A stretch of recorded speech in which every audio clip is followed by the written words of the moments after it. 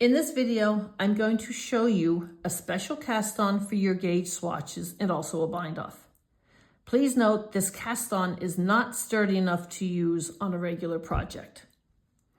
The first thing you want to do, once you have measured out the length of tail you need to get the number of stitches you want, is to simply drape the tail and the yarn over your needle. So your tail is coming towards your body.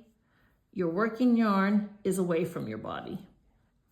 Your next step is to take your tail and cross it over in front of your working yarn.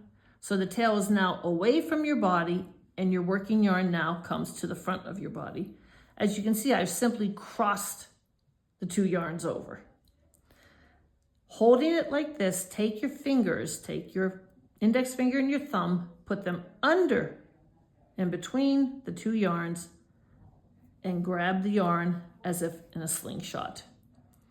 Now, we're going to use this yarn and this yarn, the inner yarns, for this cast on. This first stitch that you have cast on is actually that twisted stitch that you just did. So now, the rest of the cast on, it comes in pairs. You have a swoop stitch, always followed by a yarn over. And what you want to do is cast on one less stitch than the number of stitches you want, because you have to end with a swoop. So let's just begin. The first stitch now will be a swoop stitch. You go under the thumb stitch, over the index finger stitch, and swoop it under that thumb yarn. That's your swoop stitch. We now have two stitches. Now we want to do a yarn over. Simply bring your needle behind that index finger yarn and come up. That's your yarn over.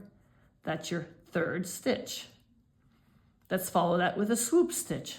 Under the thumb, over the index finger, swoop it under the thumb, followed by its pair, the yarn over.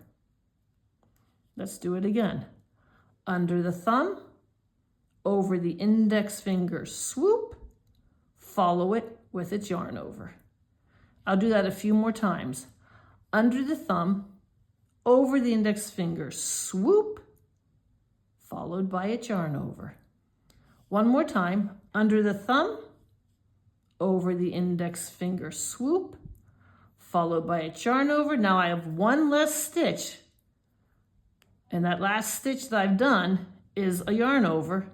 One less stitch than the number of stitches I want, so I have to end with a swoop stitch always. So you want to go under the thumb, over the index finger, and swoop. Now we're ready to work. And we need to turn our work, but we need to maintain the pressure on our tail yarn, our tension. So you turn the work and simply line that tail yarn up with your needle and hold it there. So you can see I have my tail yarn here. It's back against the needle. My working yarn is up here. And let's begin. We're going to knit through every single stitch through the front loop.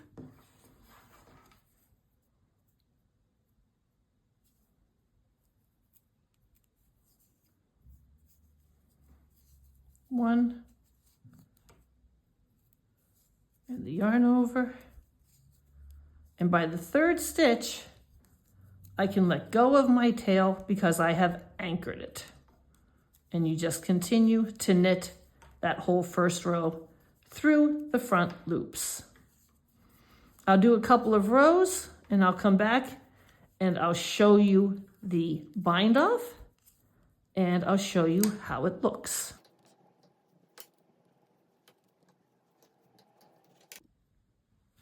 So now I've done my swatch. Of course, your swatch is going to be much bigger than this.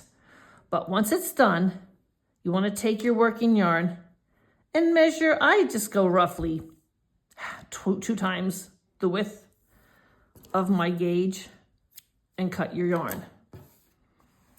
Then take your darning needle, thread your darning needle, and simply run your darning needle through each stitch, pulling it off your needle